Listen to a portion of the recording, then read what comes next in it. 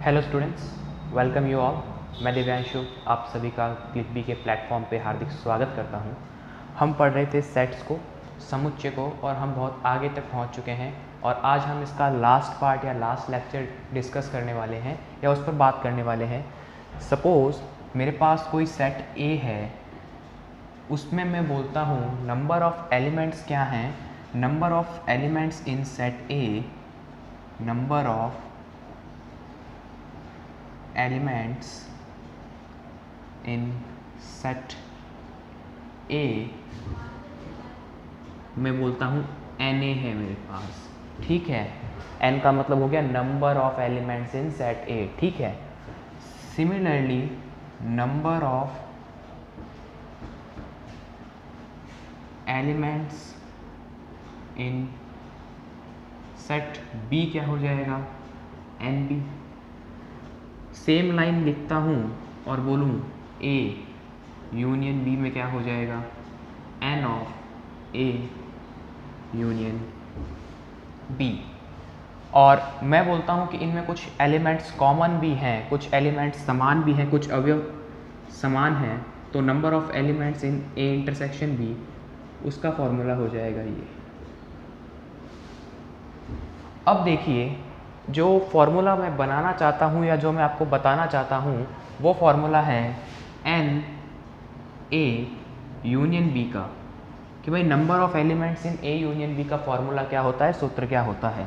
तो वो होता है प्यारे बच्चों N A plus N B minus N A intersection B. ये तो होता है आपका फॉर्मूला। इस फॉर्मूला को, इस सूत्र को आप याद करने वाले हैं अच्छे तरीके से। अब हम बात करेंगे कि ये सूत्र जो है ये कैसे बना वेन डायग्राम से, क्योंकि हमने वेन डायग्राम को सीखा है तो हम वेन डायग्राम का यूटिलाइज करेंगे और इसका फॉर्मेशन करेंगे। चलिए देखते हैं कि वेन डायग्राम के थ्रू इसका फॉर्मेशन कैसे किया जा सकता है। सो स्टूडेंट्स, हम यहाँ पर बना लेते हैं हमारा एक यूनिवर्सल सेट। लीजिए, हमने यूनिवर्सल सेट का फॉर्मेशन कर लिया है और एक हम बनाते हैं ए और एक हमने बनाया है बी। ये है हमारा ए, ये है हमारा बी और ये है हमारा यूनिवर्सल सेट यू। ये हमारा सार्वत्रिक समुच्चय यू है, ये हमारा कोई समुच्चय ए और समुच्चय बी है। अब देखिए, मुझे चाहिए number of elements in A union B. तो उसके लिए मैंने क्या निकाला, पहले मैंने एन ए कर दिया प्लस मैंने एन बी कर दिया। सिर्फ इतनी सी की बात करते हैं, इतने से की बात कर रहे हैं अभी। तो अब देखिए एन ए कौन सा पार्ट हो गया, एन ए हुआ आपका ये वाला पार्ट, ए वाला सारा पार्ट आ गया, ठीक है भाई। ए वाला सारा पार्ट आ गया मेरे पास, मैंने इसको अच्छे से शेड कर दिया है। ये तो मेरा हो गया एन ए। अब अगर मैं बात करूं एन बी की, तो एन बी देखिए कौन सा होने वाला है, बी वाला पार्ट। तो बी वाले पार्ट को मैं ब्लैक कलर से या ब्लैक मार्कर से शेड आउट करता हूं। तो यहाँ देखिए, जो ये वाला पार्ट है ना, ये पार्ट आपका 2 टाइम्स काउंट हो रहा है, 2 बार काउंट हो रहा है। ये एन ए में भी आ रहा है, एन बी में भी आ रहा है, इसका मतलब ये 2 बार काउंट हो रहा है। लेकिन हमें सिर्फ एक बार ही काउंट करना है, 2 बार काउंट करेंगे तो हमारे नंबर्स गड़बड़ा जाएंगे, हमारी कैलकुलेशन गलत आएगी। इसलिए एक बार इसका काउंट माइनस करना पड़ता है। अब इसमें से माइनस क्या करेंगे, हमें पता है ये कॉमन रीजन है, और कॉमन रीजन हमेशा क्या होता है वेन डायग्राम के अंदर, कॉमन रीजन आपका होता है एन ए इंटरसेक्शन बी। देखिए common region A intersection B होता है, और उसमें अगर हमें नंबर ऑफ एलिमेंट्स पता करने हो तो उसके ऊपर एन लगा देते हैं, तो यहाँ हो जाएगा minus N A intersection B. तो ये मैंने आपको वेन डायग्राम के तरीके से बताया कि कैसे इस फॉर्मूले का फॉर्मेशन किया जाता है। तो देखिए, जो ये पूरा पार्ट है एन ए यूनियन बी, उसमें पहले मैंने N A plus N B किया, तो मैंने पाया कि जो ये इंटरसेक्शन वाला पार्ट है ना, ये 2 बार काउंट हो रहा है, इसलिए मैंने इसको एक बार माइनस कर दिया ताकि मेरी कैलकुलेशन बिल्कुल सही आए। तो ये था आपका बेसिक स्टार फॉर्मूला जो आप NCERT पढ़ेंगे उसमें जो 1.6 और मिसलेनियस के क्वेश्चंस हैं वो बेसिकली इसके ऊपर ही डिपेंड करते हैं। ठीक है, तो मैंने आपको बेसिक चीज़ बता दी है, इसके लिए उम्मीद करता हूँ आपको समझ में आई होगी। अभी हम इसके ऊपर क्वेश्चंस को डिस्कस करने वाले हैं 2-3, और उसके बाद आज के सेशन को हम बाइंड अप कर देंगे और सेट्स को हम ख़त्म कर देंगे। Now the question is X union Y has 50 elements. X union Y के पास 50 अवयव हैं, X के अवयव हैं 28 और Y के अवयव हैं 32। तो X और Y में कॉमन अवयव कौन से हैं, उभयनिष्ठ अवयव कौन से हैं, मतलब X इंटरसेक्शन Y कितने एलिमेंट्स हैं, कितने अवयव हैं, हमें ये फाइंड करना है। तो देखिए मैं ऐसा लिख सकता हूँ कि N X union Y is equals to 50, NX is equals to 28, NY is equals to 32 and मुझे फाइंड करना है N X इंटरसेक्शन Y। यही तो चीज़ है, यहाँ पर ये थ्योरेटिकली लिखी हुई थी, इसको मैंने इस तरीके से रिप्रेजेंट कर दिया।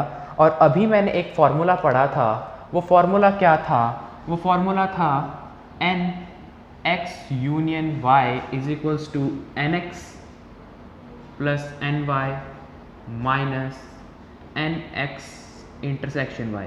ये जो फॉर्मूला मैंने पढ़ा था, इस फॉर्मूले का मैं यूटिलाइजेशन करता हूँ। जो ये वैल्यूज़ है चारों की चारों, वो इस फॉर्मूले में रखता हूँ। 3 वैल्यूज़ मेरे पास में नोन हैं, चौथी इसके अंदर रखने से मुझे मिल जाएगी। तो NX यूनियन Y कितना है, NX यूनियन Y है आपका 50, तो 50 इज इक्वल्स टू NX कितना है आपका, NX है 28, प्लस का साइन, फिर आपके पास में जो NY है वो है 32, फिर माइनस का साइन और फिर आपका N X इंटरसेक्शन Y। यहाँ तक क्लियर है। अब देखिए इसे हम अलग कर देते हैं, सेपरेट कर देते हैं और इसे उस तरफ ले जाते हैं, इसे इधर लेकर आते हैं और इस वाले को इधर ले आते हैं, तो वो हो जाएगा positive N X intersection Y। 28 plus 32 कितना हो जाएगा 60, और ये 50 इधर का पॉजिटिव है, पक्षांतरित करने पर LHS से RHS में ले जाने पर आपका माइनस हो जाएगा, तो ये हो गया -50। 60 माइनस 50 आपका सबको पता है 10 आएगा, कोई बताने की बहुत बड़ी ज़रूरत नहीं है। तो जो N X इंटरसेक्शन Y होगा वो आपका हो जाएगा 10। इसका मतलब जो कॉमन एलिमेंट्स हैं वो होने वाले हैं 10, X और Y के कॉमन एलिमेंट्स होंगे 10। यहाँ पर जो मेरा आंसर आने वाला है वो आएगा 10, और इसमें किसी को कोई भी डाउट नहीं होना चाहिए। एक और एग्जांपल फटाफट से देखते हैं इसका, फिर हम देखेंगे 3 वाला, ये तो सिर्फ 2 वाला है, फिर हम 3 टाइम्स वाला भी देखेंगे कि वो कैसे होता है, और उसकी भी बात करेंगे। इसको अच्छे से नोट कीजिए। नाउ नेक्स्ट क्वेश्चन जो हमारे पास है वो ये है कि एक स्कूल है, इन अ स्कूल आपके पास में मैथ्स एंड फिज़िक्स के जो फैकल्टी है या जो टीचर्स हैं वो आपके पास में हैं 20, और जो मैथ्स के टीचर हैं वो आपके पास हैं 12, और मैथ्स एंड फिज़िक्स कुछ टीचर जो बोथ सब्जेक्ट पढ़ा सकते हैं या पढ़ाते हैं वो है आपके पास में 4। Then how many teachers only teach physics, ये आपको फाइंड करना है। तो इतना बड़ा देखकर घबराना नहीं है, बहुत ही इजी सा क्वेश्चन है।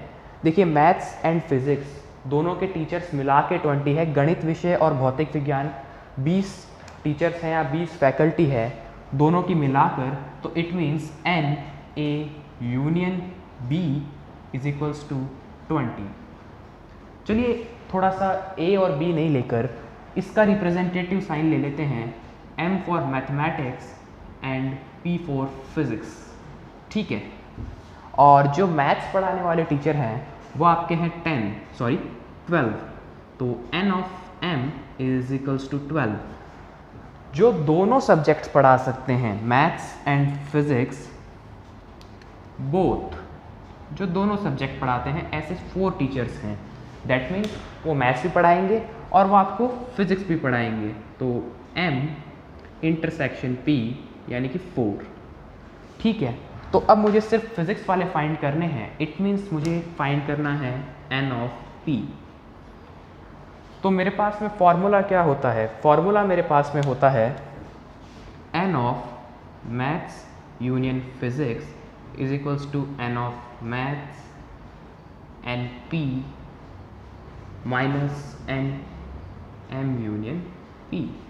बस इसमें वैल्यूज रख देते हैं।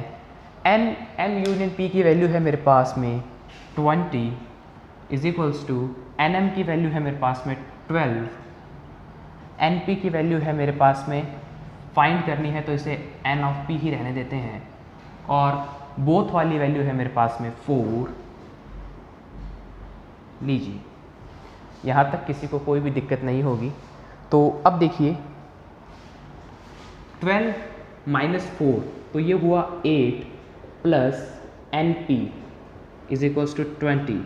अब देखिए इस 8 को इधर पक्षांतरित करते हैं, इस तरफ लेते हैं, तो ये हो जाएगा NP is equals to 20 minus 8, that means 12 teachers जो आपकी फिज़िक्स को पढ़ा सकते हैं। ठीक है, 12 टीचर्स हैं आपकी फ़िज़िक्स को पढ़ाने वाले। अगर आपको पूछ ले ओनली फिज़िक्स कितने टीचर पढ़ा सकते हैं, तो आप क्या करेंगे? ओनली वाले में कैंसिल आउट हो जाएगा। क्यों? क्योंकि ये आपको हटाना पड़ेगा। 4 टीचर्स ऐसे हैं इसमें जो फिज़िक्स के साथ साथ मैथ्स भी पढ़ा सकते हैं, तो उन चारों को आपको हटाना पड़ेगा। तो वो होंगे आपके 12 माइनस 4 8। ओनली 8 टीचर्स ऐसे होंगे जो आपकी मैथ्स पढ़ाते हैं, और 8 टीचर्स ही ऐसे होंगे जो आपकी फ़िज़िक्स पढ़ाते हैं, ओनली एक सब्जेक्ट। और 4 टीचर्स ऐसे हैं जो दोनों विषय पढ़ा सकते हैं, दोनों सब्जेक्ट्स को अच्छे से पढ़ा सकते हैं। ठीक है, ओके। तो यहाँ पर हुआ आपका ये क्वेश्चन ख़त्म। तो यहाँ पर 2 बातें हुई थी। ये सिर्फ ओनली फिज़िक्स पढ़ाने वाले टीचर्स की बात हो रही है जो सिर्फ एक ही सब्जेक्ट पढ़ा रहे हैं। ठीक है, और जो दोनों सब्जेक्ट पढ़ा रहे हैं वो हैं 4 टीचर्स। ठीक है, क्योंकि वो 4 टीचर्स इसमें भी काउंट हो रहे हैं। मैथ्स पढ़ाने वाले टीचर कितने हैं? सिर्फ 8। फिज़िक्स पढ़ाने वाले टीचर कितने हैं? सिर्फ 8। और कॉमन टीचर कितने हैं जो दोनों पढ़ा देते हैं? वो है आपके पास 4। तो 8 प्लस 8 प्लस 4 दैट इज़ आपका 20। तो यहाँ पर ये क्वेश्चन ख़त्म हो गया। उम्मीद करता हूँ आपको समझ आया होगा। अब हम 3 वाला लेकर देखते हैं। यहाँ पर हम सिर्फ 2 लेके यूनियन इंटरसेक्शन देख रहे थे। अब हम 3 वाला पहले समझते हैं कि 3 का फॉर्मूला क्या होता है, और उसके बाद में हम 3 वाला लेते हैं। नाउ हमारे पास में ये है यूनिवर्सल सेट यू, सार्वत्रिक समुच्चय, और ये 3 कोई सेट्स हैं ABC। 3 समुच्चय हैं कोई A, B और C। मुझे N A union B union C find करना है। तो वही काम, पहले तो मैं NA plus NB plus NC ये लिखता हूँ। तो यहाँ पर देखिए NA क्या होगा? NA आपका होगा ये वाला, ध्यान से देखिएगा, A वाले सारे एलिमेंट्स। ठीक है, NB क्या होगा आपका? NB होने वाला है आपका, वर्टिकल लाइंस को ड्रॉ करता हूँ इस तरीके से, ये आपका NB होने वाला है। ठीक है, उसके बाद में जो NC है वो क्या होगा आपका? NC को मैं इस तरीके की हॉरिजॉन्टल लाइन से रिप्रेजेंट करता हूँ। ठीक है, तो अब देखिए कुछ एरियाज जो हैं वो रिपीट हुए हैं। कौन कौन से एरियाज़ को हमने रिपीट किया है? देखिए ये वाला जो एरिया है ना A और B के बीच में, वो 2 बार आया है। ये देख लीजिए, ये वाला जो एरिया है ना ये 2 बार आया है, तो हमें एक बार निकालना पड़ेगा। तो बस एक बार माइनस कर दीजिए N A इंटरसेक्शन B, चलिए हटा दिया। अब देखिए जो B और C के बीच में एरिया है ना वो भी 2 बार आया है, चलिए ये एरिया भी हटा दिया। ये क्या होगा? माइनस का N B इंटरसेक्शन C। अब देखिए जो A और C है उसके अंदर का एरिया जो है, वो जो रीजन है वो भी 2 बार आया है, तो इसको भी हटा देते हैं। लीजिए हटा दिया।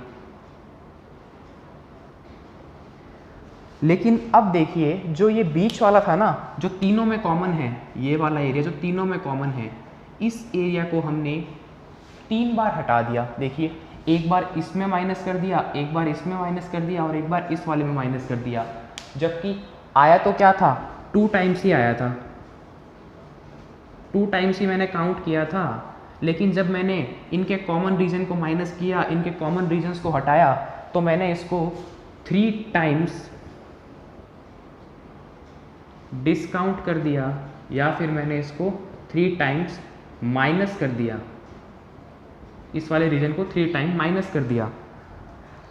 2 टाइम्स काउंट किया था, 3 टाइम्स माइनस कर दिया। इसका मतलब क्या होगा, इक्वेट करने के लिए मुझे इसे 1 टाइम वापस ऐड करना पड़ेगा, और जैसे ही मैं 1 टाइम ऐड करूँगा ये दोनों 3 टाइम्स इक्वल हो जाएंगे और मुझे पूरा का पूरा फॉर्मूला मिल जाएगा। तो देखिए ये तीनों में कॉमन है, इसका मतलब A intersection B intersection C, और ये मुझे प्लस करना है। तो ये हो गया मेरा formula. NA union B union C का फॉर्मूला होता है NA plus NB plus NC minus NA intersection B minus NB intersection C minus NA intersection C plus NA intersection B intersection C। ये थोड़ा सा आपको लेंदी लग रहा होगा, लेकिन जब आप क्वेश्चंस को करेंगे और सोचेंगे तब आपको बहुत ही अच्छे समझ में आएगा।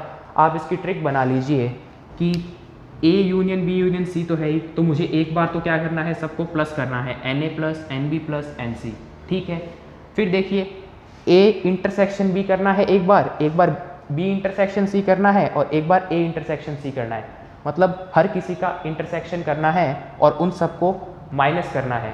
फिर क्या करना है, तीनों का इंटरसेक्शन साथ में करना है और उस वाले पार्ट को ऐड करना है। तो आप जब स्टार्ट करें ना कोई भी चैप्टर या कोई भी नई चीज़ को, तो छोटी छोटी ट्रिक्स बनाइए फॉर्मूलाज को याद करने की। हमेशा उन ट्रिक्स के ऊपर निर्भर नहीं रहना है, फॉर्मूलाज याद हो जाएंगे आपको। जब आप ट्रिक्स बना के प्रैक्टिस करोगे बार बार, तो आपके दिमाग में फॉर्मूला अपने आप सेटअप हो जाएगा। खैर ये तो बात हुई फॉर्मूले की। अब हम इसके ऊपर का क्वेश्चन भी कर लेते हैं ताकि हमें और अच्छे से ये फॉर्मूला समझ में आ जाए।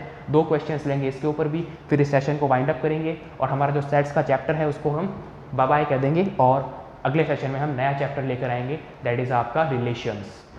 नाउ क्वेश्चन है, देखिए number of P 40% of 10,000, NQ जो है वो 10% ऑफ 10,000, NR जो है वो आपका 35% ऑफ 10,000 है, और फिर आपको NP इंटरसेक्शन Q दे रखा है 500, Q intersection R 1500, P intersection R 1000, और फिर ये P union Q union R 1000, और आपको पूछा हुआ है ये।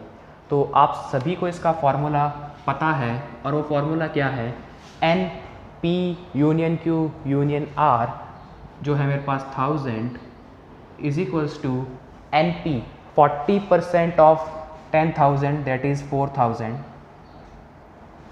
ठीक है।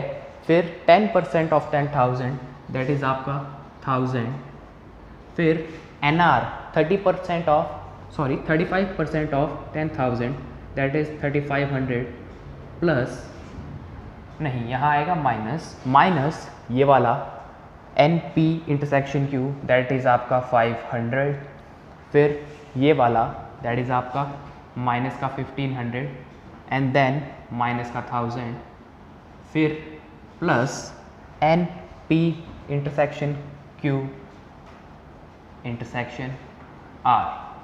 कुछ नहीं किया, फॉर्मूले के अंदर वैल्यू रखी है।